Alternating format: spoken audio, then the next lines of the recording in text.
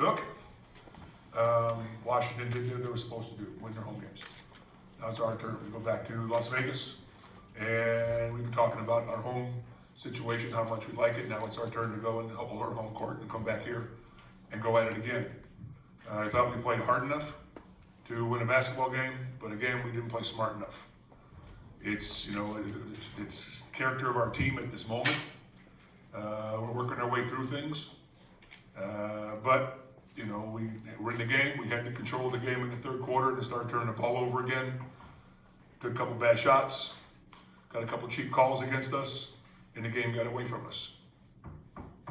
And it's frustrating, but I've been there before, done that on all sides as a player and as a coach. You work your way through it. You make adjustments. Players learn. Hopefully we do. And if we put together a game of all of us and our team playing as we should, our confidence will grow. And that's what we're looking for when we go home right now. I give Washington credit. Eastman again beat us with a lot of open shots.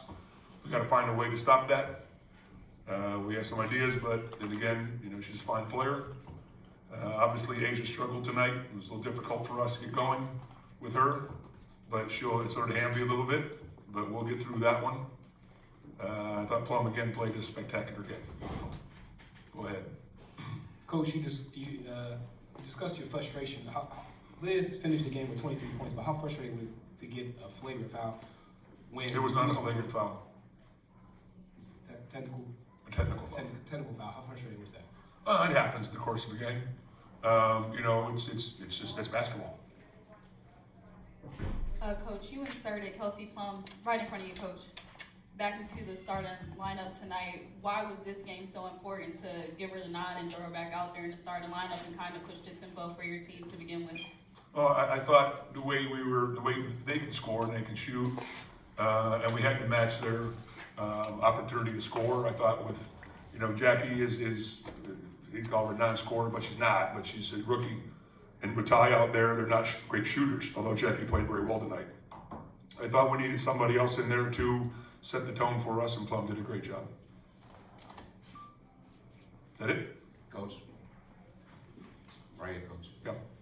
So you spoke a little bit about the officiating. You guys went from 32 free throw attempts on Tuesday to 19 tonight, and Washington went from 10 on Tuesday to 20 tonight. I know, Mike did his job in the last press conference that he had and complained. We knew what was going to happen. We know the agenda, and we're going to have to play through it. We know that they're the favorites, they're the darlings, and we're going to have to earn everything we can. We did not earn all that tonight. It didn't help that we got a bunch of cheap calls in the third quarter that buried us, but that's our own fault for not being aggressive enough and making the plays that we should. Hopefully when we start making those plays, then the whistle will turn around. Because we attack on the inside and we attack that basket. They're jump shot shooters. And so we should be shooting a significant amount of free throws more than them. It didn't happen tonight.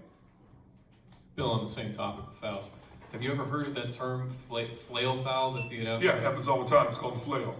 After the whistle, after the action is done, a player will fold their arms in the air, and if he hit contact in the head or someplace, it's a technical foul. So that basically matched up with what the officials explained It to you. happens every other game. No big deal. They get one free throw. How hard has it been just making the choices defensively with this Mystics team? There's so many options. Like, how are you going through your choices defensively? Well, we're learning our way through that one. That's why we're, in a series right now. They won 2 games. Eastman has hurt us. We have to do something about that. She heard about open shots. It's not a one-on-one player, not that. It's just we're leaving her open. We haven't been able to recover fast enough. So we're going to have to make some adjustments as coaches and players. We had made some. We didn't execute. So, we know where our holes are. We know where our problems are defensively. And we have 1 day of practice on Saturday to try to figure it out. Bill, over here. Whatever. Just start talking. I don't know. Kelsey's had such an up and down year, and she's had a fantastic past few games in the playoffs. What do you think's made the difference for her to jump out and play as well? Her.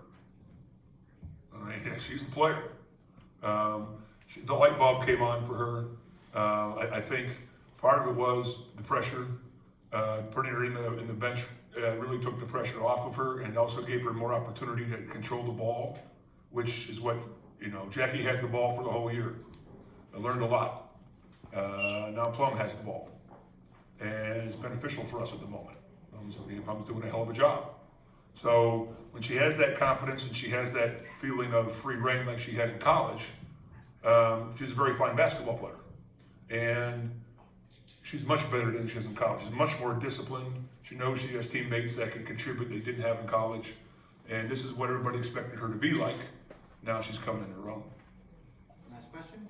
Coach, Mike had said that they used Elena a little bit as a decoy tonight because she wasn't in her rhythm and could still draw that attention. As good as she is and as much as as she can do and switch it on late, can you ever stop identifying her as the primary kind of defensive threat when you have somebody else going off like Emma was tonight? Or they're structured that way for a reason. You can't really leave Dilla down by herself. She's going to can shots. She made a couple of big shots tonight. One the bank shot, which is drive with the shot clock running down and keep their momentum going.